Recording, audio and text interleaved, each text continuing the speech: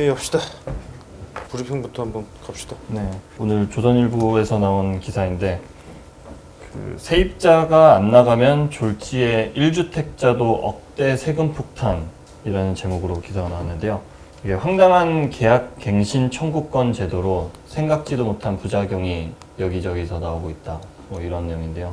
계약 갱신 청구권제로 사실 홍남기 부총리 마포집이랑 의왕집 뭐 처분 이런 거에 대해서 한번 논란이 있었는데 이거 추가로 이제 나온 이야기인데 1주택자 중에서도 이제 새 집으로 갈아타기 하려는 집주인들이 세금 문제를 겪게 된다 이런 내용인데 보통 임차인이 그 전세계약 만료 6개월에서 1개월 사이에 계약갱신 청구권을 행사하면 이제 그 집에서 2년 더 살 수 있고 집주인은 실거주 상황이라든지 예외적인 상황을 아니면 이를 거절할 수가 없잖아요. 계약갱신 청구권자가. 보통 이 1주택자가 집을 갈아타기를 할 때 기존 집을 1년 내 처분할 것을 조건으로 이제 비과세 혜택을 주는데 세입자가 계약갱신 청구권을 행사하면은 이 1년 내 기존 집 처분이 어렵기 때문에 세부담이 대폭 늘어난다. 뭐 이런 건데요. 양도세, 취득세, 세금별로 이제 세부담이 대폭 늘어난다라는 내용인데 먼저 그 취득세 같은 경우에는 이 1주택자가 기존 집을 팔면은 이제 1주택자로 1에서 3%의 취득세만 내게 되는데 이 기존 집을 처분하지 못함으로써 세입자가 계약갱신 청구권제도 시행해서 기존 집 처분하지 못하면은 2주택자가 됨으로써 취득세율이 8% 적용을 받게 되고요. 종부세 부담도 커질 수 있는데 이게 매년 6월 1일 기준으로 이제 세율을 매기는데 6월 1일까지 결국에 기존 집을 처분하지 못했을 경우 또 1가구 2주택자가 되기 때문에 세율이 크게 뛰게 되는 그런 상황이 되는 거죠. 그러니까 결론적으로 이제 이 주택 처분을 자기가 원했던 시기에 할 수 없게 됨으로써 이제 세부담이 대폭 늘어난다. 이런 내용입니다. 그래서 뭐 기사에도 세무사들이 최근에 안 그래도 부동산 세금 문제가 너무 계산하기 어려워서 까다로워졌는데 이 갱신 청구권 변수까지 생겨서 더 혼란을 가중시키고 있다. 뭐 이런 현장의 목소리가 나오고 있다고 합니다. 복잡하긴 하네. 근데 진짜 1주택자는 좀 그러네. 그거 접을 수도 있겠다. 처분 조건부라는 게 규제 지역에서만 해당이 되는 건가 이게? 그러니까 투기과열지구나 조정지역에서 해당되는 건가? 아니면 이게 다 해당이 되는 건가? 복잡하니까 나도 기억을 못 하겠네. 양도세 비과세 혜택을 받으려면은 기존 집 1년 내 팔아야 되는데 이게 서울, 경기 등 조정 대상 지역 내 이사 기준일 때 이게 적용이 되고요. 그러니까 이제 지방이나 이런 데는 관계가 없겠네 그러면은. 네. 그 외 지역에서 그래도 2년 기간 내에는 팔아야 되니까. 그렇지. 2년 내에는 원래 처분을 해야지. 네. 사실 세금 문제도 있지만 그 주택담보대출도 이게 회수를 당하지 않나? 1년 내에 처분 못하면 6개월인가 1년 내에 뭐 처분 안 하면 원래 담보대출도 회수당하게 돼 있지 않나? 이게 세금 문제뿐만이 아닐 거야. 이게 그 문제도 걸려 있을 거라고. 그죠? 원래 1년 내인가 2년 내에 처분을 못하면은 담보대출도 다 회수하게 돼 있거든. 서울에서는 그 담보대출을 받고 주택을 사면 6개월 이내에 무조건 전입까지 해야. 그렇지. 그러니까 이제 그러면은 그런 상황에서는 아예 집을 저런 세입자가 있는 상황의 집은 아예 뭐 안 사는 게 위험 부담을 줄이는 방법이겠네, 그죠? 집을 사서 들어가려고 했는데 그 집에 이 세입자가 뒤늦게 계약갱신 청구권을 행사할 써버릴 경우 이건 완전히 그냥 오도 가도 못하는 신세가 돼버리겠네. 이게 다 사실 홍남기 저기 사례가 또 이런 경우였잖아요, 비슷한. 그러네. 그래서 역시 이 규제나 정책은 좀 심플해야 돼. 역시 너무 복잡하면 이런 문제가 정말 생각지도 못했던 문제들이 막 지금 생기는 거 아니에요? 네. 예측 가능한 정책 이게 정말 필요한 것 같아. 오케이. 넥스트. 매일경제에서 나온 기사인데요. 10억 전세는 서민, 1억 집 사면 투기라고 이런 내용인데 27일부터 이제 주택 구입할 때 자금 증빙, 그 자금 조달 계획서 제출이 의무화가 되면서 오히려 초고가 전세와 역차별 논란이 불거지고 있는데요.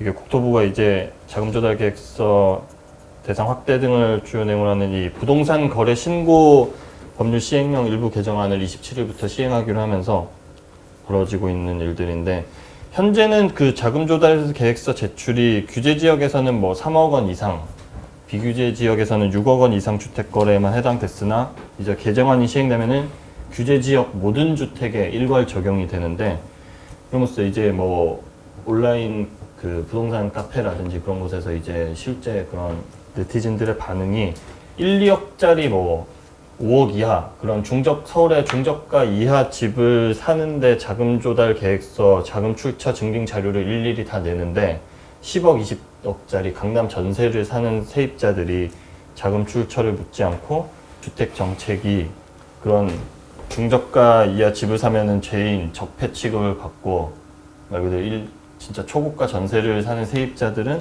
무주택 서민 취급하는 그런 모양새가 되고 있다. 뭐 이런 내용인데요. 초고가 전세 사는 사람들에 대한 재산세, 뭐 세금 내는 법안을 만들어 달라, 뭐 이런 이야기도 나오고 있다고 합니다. 이제 자금 조달 계획서라는 걸 내는 나라가 있나? 대한민국밖에 없는 거 아니야? 내가 집 사는데 뭔 돈으로 사든 말든 집 살 때 내라고 하는 나라가 우리나라밖에 없는 거 아니야? 베네수엘라 그럴 수도 있습니다. 아, 그렇지. 근데 이게 조정 대상 지역이 진짜 범위가 또 뭐 너무 넓다 보니까 수도권 대부분 지역, 대전, 세종, 청주 뭐 그러다 보니까 국세청은 뭐 하는 거야? 웬만한 지역에서는 국세청이 할 일을 우리 보고 하라는 거야? 행정 편의주의 발상이잖아, 그죠? 그러니까 니들이 알아서 내라. 뭐 국세청은 그러면 노는 것 같아. 그냥 앉아가지고 그냥 딱 들어오는 거 딱 보고 그냥 편안하게 그냥 이거 제 자금조달 계획서 못 냈으니까 얘는 세무조사하면 되겠네. 국세청이 원래 이런 거 딱 그냥 자기들이 이상거래 찾아내가지고 세무조사하고 원래 그 해야 되는 자기들 역할 아니야? 이걸 왜 국민들한테 이렇게 행정 편의주의적 발상 같아? 나는 그런 생각도 들더라고. 그리고 뭐 3억 이하까지 다 하라는 게 말이 되는 소리냐 솔직히. 뭐 고가주택 거래도 아니고 뭐. 아휴 뭐 그냥 집 사는 사람은 다 그냥 나쁜 사람. 그런 것 같아. 어떻게 생각하시오? 하여튼 좀.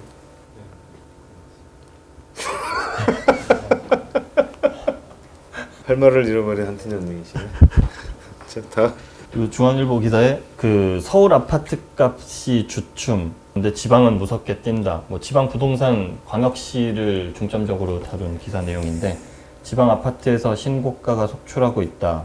한국감정원에 따르면 이제 서울 아파트 값은 사실 9월부터 뭐 저희도 얘기했지만 뭐 보합 수준으로 0.01% 전주 대비 상승률 뭐 이런 식으로 몇 주 연속 그런 움직임을 보였는데, 반면에 지방 같은 경우에는 뭐 대전이나 대구, 울산, 부산 이런 데를 보면은 거의 뭐 전주 대비 항상 0.2% 이상씩 상승을 한 것으로 나타났고요.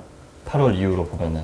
그래서 주요 단지에서 신고가가 계속해서 나오고 있는데, 뭐 이러한 형상이 어쨌든 유동성이 좀 풍부한 그런 시장 상황에서 수도권에 이제 투자가 좀 어렵다 보니까 지방이 서울보다 이제 전세가율이 높다 보니까 이제 갭 투자가 좀 지방 광역시 쪽으로 몰린 원인이 있지 않을까, 이런 분석이 나오고 있습니다. 서울의 평균 전세가율이 57.5%인데 5개 광역시의 평균 전세가율은 72%라고 하더라고요, 현재. 지방이 집값이 오를 거라고 보고 사는 걸 거 아니야, 그죠? 네. 근데 지방의 집값이 오르기가 그렇게 쉽지는 않을 텐데, 우리 그 전문가들이 많이 예상한 거로는 장기적으로 보면 수도권은 집값이 오를지 몰라도 지방은 집값이 오르기가 쉽지 않다는 논리 아니었나? 근데 지방에서도 이렇게 대전, 대구, 부산이라든지 각 지역의 중심지가 될 수 있는 곳들은 그래도 수도권만큼은 아니더라도 그 외곽 지역보다는 좀 오를 수 있다라고 보시는 분들도 좀 있더라고요. 세종시 집값도 거의 평당 3천만 원에 육박하고 있는 거 아니야 지금? 뭐 그 정도까지 올라갔으니까 하긴 뭐 뭐라고 할 말은 없는데, 뭐 지방도 그렇지 뭐 집값이 올라야지. 지방은 안 오르면 또 이 정부가 또 균형 발전을 시켜주셔야 되는데 골고루 올리셔야지. 자, 그러면 오늘은 뭐 브리핑은 여기까지 합시다. 네. 이렇게 집중 분석. 정부가 발표하고 있는 전세 관련 통계에 대해서 좀 얘기를 분석을 해보려고 하고 있습니다. 전세 통계. 20일이었죠. 국토교통부가 9월, 그러니까 지난달에 서울 주택 전월세 거래량을 발표를 했는데 54,632건이라고 발표를 했습니다. 그래서 중요한 것은 이 숫자가 전달 대비 소폭 늘었고 0.2% 늘었고, 또 작년 9월 1년 전과 비교하면은 17.8% 늘어난 숫자 이렇게 발표를 했는데요. 그 주택임대차보호법이 개정돼서 시행되게 7월 말부터인데 현장에서 느끼기에는 8월, 9월 이 전세난이 굉장히 심각했다. 현재도 마찬가지지만요.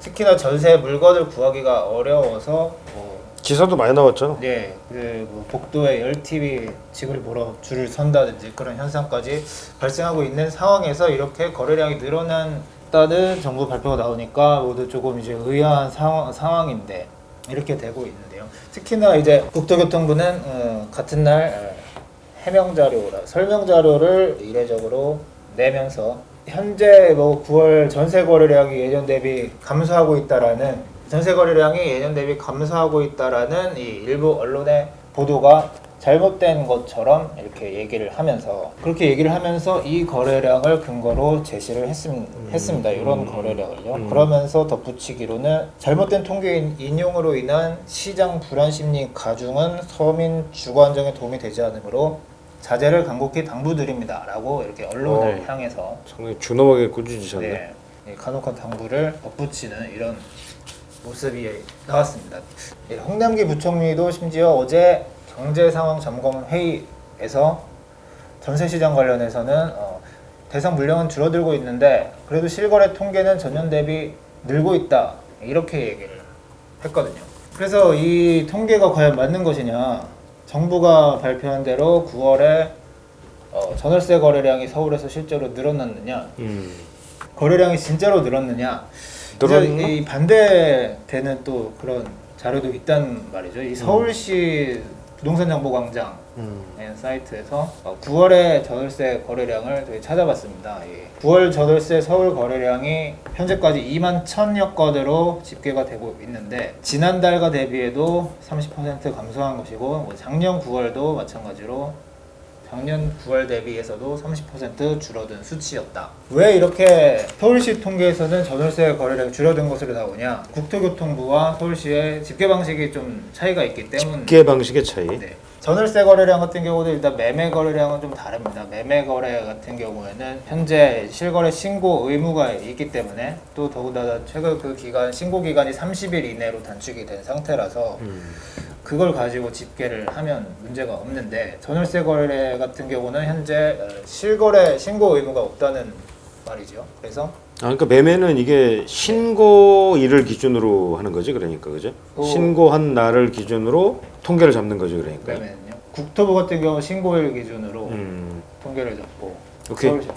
전월세 거래 같은 경우는 어쩔 수 없이 이 확정일자 신고를 가지고 통계를 내는데 신고 의무가 없으니까 네, 지금은. 근데 또 국토부와 서울시가 확정일자 신고를 집계하는 방식도 좀 차이가 있는 것입니다. 큰 차이가 있는 거죠. 따져보면 국토부 같은 경우는 예를 들어서 8월에 계약을 한 전세 거래를 9월에 확정일자 신고를 했을 경우 9월 거래로 잡는다. 신고일 기준인 그러니까 거죠. 신고일 기준이지. 네, 서울시 같은 경우는 반대입니다. 그 확정일자 신고가 9월에 됐어도 이 계약이 8월에 이루어진 전세 계약이라면 8월 거래로 본다.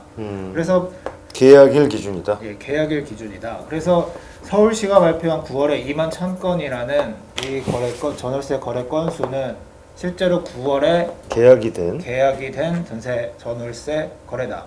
사실은 이게 실제 현장에 그렇지. 현실을 반영하는 거죠. 현실을 반영하는 거죠. 현실에 더 가까운 것 아니겠습니까? 지금 이 전세가 없다고 여기저기서 난리가 나고 있는 것이 지금 전세 신고가 없어서 난리는 아니지 않습니까? 그렇죠. 계약할 집이 없어서 난린 거죠.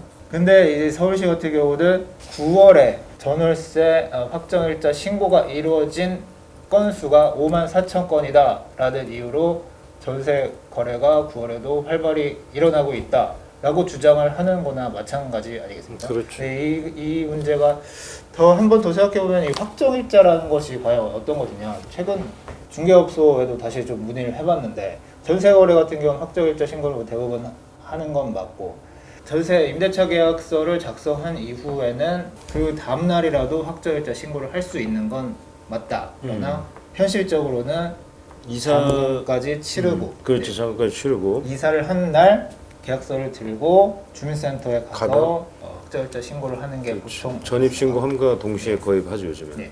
그래서 이제 앞서 말씀드린 국토부가 발표한 9월 저돌세 거래량이 사실은 계약하고 나서 이사하는 데까지 보통 3개월은 또 걸리니까 그렇죠. 2, 3개월 걸리죠. 5월이나 6월에 전세집을 구해서 계약을 하고 신고한 9월에 이사를 해서 확정일자 신고를 한 거래 건수가 될 것이다. 5만 4천 건인 것인데 이걸 마치 현재 전세 거래가 문제가 없다라는 식으로 발표를 하고 이걸 근거로 전세 거래가 줄어들고 있다는 보도를 하지 말라라고 언론에다가 얘기를 하고 있을 뿐더러 홍남기 부총리까지도 전세 거래는 실거래는 늘어나고 있다라고 이야기를 하고 있으니 이게 좀 문제가 아니겠느냐라는 지적을 저희는 하고 싶은 거고요. 사실상 사기네. 뭐. 통계 사기, 통계 왜곡 정도가 아니라 이거는 통계 사기라고 봐야 되겠네. 그렇게도 볼 수 있지 예. 않을까. 전세와 관련된 정부의 이 통계 왜곡 의혹이 이것만 있는 게 아니거든요. 저희 땅집고 기사를 참고하시면 또 알 수 있겠지만은 한국감정원이 매주 발표하는 전세 주간 동향. 예, 주간 동향을 보면 전세금, 전세 가격이라고 뭐 얘기를 한다면 지난주에 0.08%가 상승했습니다. 서울 아파트 전세금이요. 이거는 상당히 적게 이 올랐네. 정도면 안정적인 거네. 오른 거긴 하지만 사실은 뭐 서울 전세금이 오르는 그 평년 수준의 전세금 매우 상승, 안정적인. 예, 안정적이고 실제로 정부도 전세금 상승률이 한국감정원 통계로 안정적으로 유지되고 있다라고 발표를 했는데 이것도 조금 이상하다. 그래서 이상하다 이것도. 이상하다는 생각이 들죠. 예, 국민은행이 그렇지 들어야 되는 거지 지금. 네. KB국민은행이 조사하는 같은 날 기준으로 같이 발표한 전세금 또 통계가 있습니다. 이걸 보면은 그 주에 지난주죠. 같은 주네. 같은 주 서울 아파트 전세금 상승률이 0.4% 5배가 높게 그러네. 나타났습니다. 아까 네. 감정원은 0.08, KB는 0.4. 네. 근데 이 0.4%라는 상승률은 제가 찾아보니까 상당히 높은 건데. 굉장히 높은 것이고 KB국민은행 통계로 지난 10년 내 가장 높은 수준이었다. 주간 상승률로 봤을 때. 네, 맞습니다.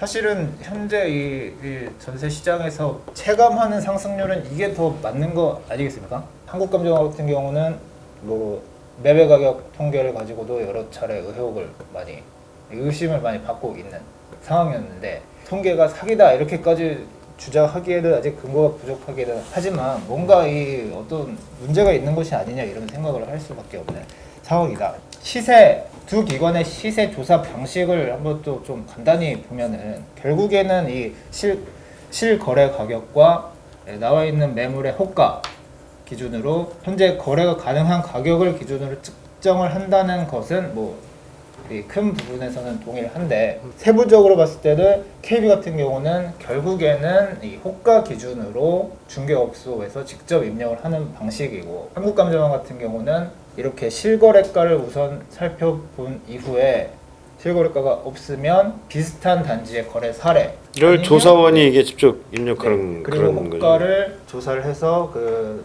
조사원이 측정한 가격을 입력한다 입력하는. 이렇게 돼 있거든요. 근데 여기서 또 감정원의 이 조사원이라는 것은 결국 감정원 직원이고 감정원 같은 경우는 또 국토교통부 산하 기관이라고 할 수 있는 곳이기도 하니까 정부가 우리 전세 새로운 임대차 보호법 시행 이후로 전세 시장이 안정이 되고 있습니다. 점차 안정이 되고 있습니다라고 국토교통부 장관이 직접 얘기하고 있는 이런 마당에 한국감정원 조사원이 정말 객관적으로 이 평가를 할 수 있겠느냐라는 의문이 들고 있는 것이죠. 그 의문뿐만 아니라 실제로 이런 엄청난 큰 격차가 나타나고 있으니까 이런 또 의심은 우리 또 점점 할 수밖에 없는 것 아니냐. 실제로 이 우리 그 부동산 전문가 한 분은 뭐 학계에 계신 분이었는데 한국감정원 통계 계속 이런 식으로 하면은 학계에서 한국감정원 통계를 배제할 가능성도 배제를 할 수 없다. 배제할 가능성도 배제할 수 네. 없다. 어떻게 말이 그만큼 신뢰가 땅에 떨어진 상황이다라는 건 아니겠습니까? 그래 이게 좀 통계가 좀 중요하긴 한데 통계가 왜곡됐다라고 하는 뭐 우리가 결정적인 증거, 객관적이고 결정적인 물증을 우리가 뭐 찾지는 못했기 때문에 뭐 일방적으로 얘기할 수는 없지만 어찌 됐건 그런 냄새는 강하게 나는 건 사실인 거고 뭐 의혹을 제기할 수밖에 지금 없는 상황인 건 맞네. 그러니까 뭐 묘하게 하여간 그 정부의 주장을 뒷받침해주는 그런 통계 숫자가 자꾸 나오니까 누가 보더라도 지금 시장 상황과는 좀 맞지 않는 괴리가 좀 있는 이런 상황이라고 보여지긴 하네. 여튼 뭐 그런 부분들을 뭐 우리가 한번 좀 파고 들어봅시다. 오케이, 오늘 여기까지 합시다.